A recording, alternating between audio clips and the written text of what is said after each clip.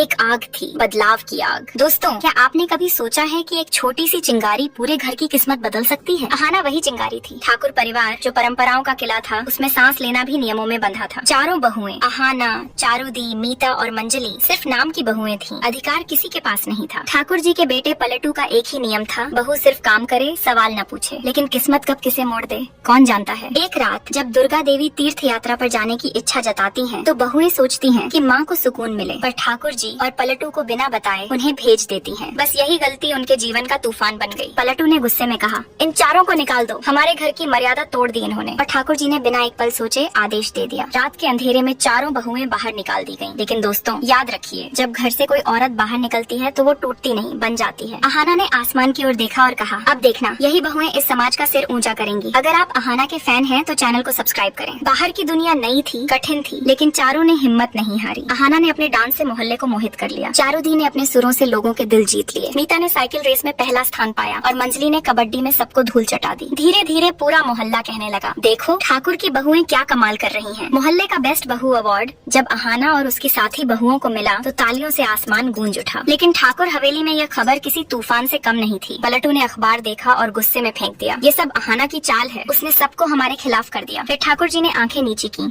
लेकिन मन में जलन थी। तभी अर्जुन, जो अब तक चुप रहता था, बोला, पलटू भैया, हर बात में अहाना को दोष देना बंद करो। अगर वो गलत है तो सबूत दो। बुआ जी ने तमतमा कर कहा, अर्जुन, जब घर की औरतें जुबान खोलती हैं तब घर टूटते हैं। कमरे में सन्नाटा छा गया। सिर्फ खिड़की से आती बारिश की बूंदों की आवाज थी। लेकिन दोस्तों, यह कहानी यहीं खत्म नहीं होती। असली तूफान तो अभी बाकी था। अगर आप अहाना के फैन हैं तो चैनल को सब्सक्राइब करें। उस शाम मोहल्ले में पुरस्कार वितरण समारोह था। चारुदी गा रही थी, मीता साइकिल चलाते हुए स्टंट कर रही थी, मंजली कबड्डी के मैदान में उड़ान भर रही थी। लेकिन जैसे ही अहाना मंच पर आई, सबकी नजरें उसी पर टिक गईं। उसका नृत्य जैसे माँ दुर्गा की आराधना बन गया। लोग मंत्रमुग्ध हो गए। बच्चे चिल्लाने लगे, अहाना दीदी, अहाना दीदी, और औरतें तालियां बजाने लगीं। तभी मंच के पीछे से एक परिचित साया दिखा। दुर्गा देवी लौट आई थी। अहाना दौड़कर उनके गले लग गई। माँ जी, नहीं। दुर्गा देवी की आंखों से आंसू बहे, लेकिन मुस्कान ने सब कह दिया। उन्होंने कहा, बेटी, तूने मेरे नाम को उजाला दिया है। पर चारुदी ने धीरे से कहा, माँ जी, हमें घर से निकाल दिया गया था, सिर्फ इसलिए कि हमने आपको तीर्थ पर भेजा। दुर्गा देवी का चेहरा तमतमा गया। उन्होंने एक शब्द नहीं कहा, सीधे घर गयी। पलटू और ठाकुर जी वहीं बैठे थे। अचानक एक तेज आवाज गूंजी, थप्पड़ मेरी गैर मौजूदगी में मेरी बहुओं को निकालने की हिम्मत कैसे हुई। दुर्गा देवी की आवाज में आग थी। उन्होंने कहा,